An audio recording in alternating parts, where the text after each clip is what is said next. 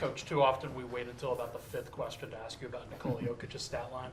Just wanted to give you an opportunity to wax some poetic on that. Wax poetically, yeah. I mean, 27, 22, 12, 2 blocks and a steal, 15 defensive rebounds. He was outstanding tonight. And the way they were guarding us, switching a lot. He caught the ball, he scored, they sent a double team, he found the open man. And it was just watching greatness once again, like we're so accustomed to when Nikola plays. The other guys played well as well. I thought, Peyton in that fourth quarter was outstanding, made some big plays. And I was proud of Jamal. Jamal could not make a shot tonight, 3 of 15 from 3. But he goes out there, he gets 9 boards, 10 assists. And I thought he had some pretty good defensive possessions. But, 11 of 16. I don't know what Nicole is shooting from the field, but his efficiency is just, I've never seen something like that. So glad he's on our team. And we'll have to be better come Sunday. Jeremy didn't play tonight, late scratch. And give that team credit. We got up early, and their bench came in and attacked us and had us on our heels. And I was proud of how we came out of halftime, kind of getting control of the game once again with their defense. I know it was just one game off for him, but could you sort of sense the extra rest in terms of his defensive activity early in the game, Jokic? Yeah, not really. I'm sure it didn't hurt, that he didn't travel to OKC and play in that game, but I think Nikola is an underrated defender, and he was one of our defensive players of the game tonight. Just his activity. That team is a heavy volume pick and roll team. I thought Nikola's levels, his hand activity, his foot activity, his rebounding, I thought he was just outstanding. How's KCP's finger? It's fine. That's one of the better defensive possessions I've seen in a long time against a very talented offensive player and Anthony Simons, and it just popped out a little bit. But he's got it taped up. He's a tough kid, and as I told him after the game, it's a long way from his heart. Coach, you said Nikola is just another performance you're so accustomed to. I guess how do we continue to appreciate it and not take it for granted when this is what he does so often? Yeah, just challenge yourself. Think about what life was like before Nikola got here. And I think people don't do that. They expect 9 years now. Well, it's always been like this. No, it wasn't. Don't do that. Don't lie to yourself. What Nikola's done is historical in nature. It's amazing. That's why he's a 2-time MVP. He's a world champion, and he's a finals MVP because every night, just his ability to be great for himself, but more importantly, his ability to make everyone around him better.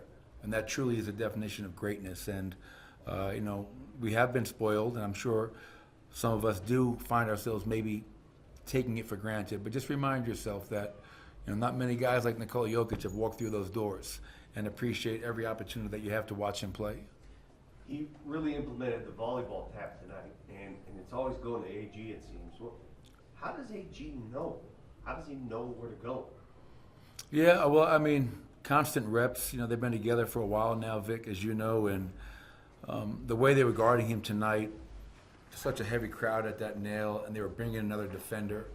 And if Aaron's in the right position, what we call the dunker, along the baseline, and that's what you love about Nikola. If you're spacing the floor correctly, he doesn't have to look to see where you are. He can just use that back tap, side tap, one-handed pass, whatever it may be, to find you. And what's going to be really scary for us is when we start making shots the way that I know we're accustomed to making shots. We are missing great looks right now. And that's all that matters, though. We're getting the great looks. But once we get guys knocking them down, I think our offense really has a chance to take off. That was one of my favorite stats tonight, those 34 assists. It's been a while since we've had a 30-plus assist game. And that's what I like tonight. The ball wasn't being held. The ball was moving, and we were making plays for each other. So that was more like Denver Nugget basketball than we played probably recently. What changes, if anything, when you play the same team back-to-back? Yeah, I guess you could maybe compare it to somewhat of a playoff series. You just played them. So now your players have their personnel, their play calls, how they guarded us, all fresh in their mind. We can watch the film to see what we can do better, what adjustments we can make, and then Chauncey and his staff will do the same thing for them.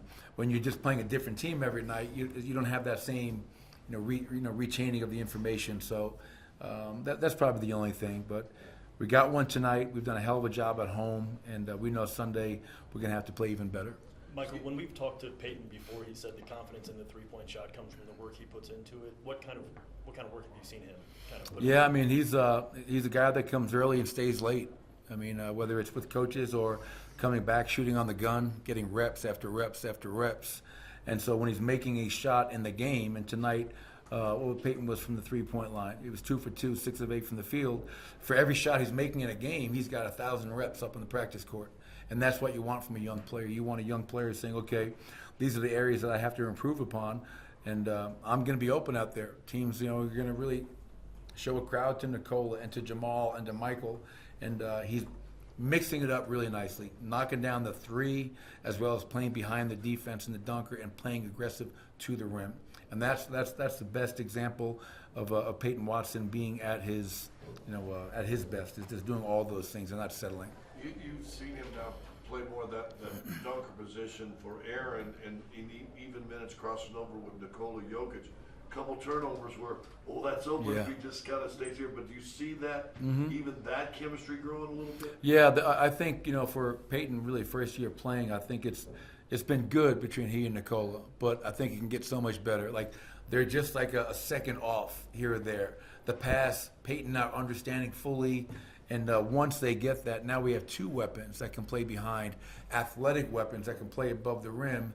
And if you're going to pull up on Nikola, you got the lob, you pull in on that, you got great shooters in the corners, and that's when we're probably at our best, when Nikola has the ball in the middle of the floor. But Peyton will figure it out. He's had some really good examples of it, and I have no doubt that he'll continue to find a way to be even better. Have you seen Aaron in Peyton's ear about some of that, whether it's just the timing or little things like that in that spot? Well, Nikola being in his ear, just kind of, drawing up an ATO, like him saying, hey, Peyton, when I catch the ball here, make sure you're coming under.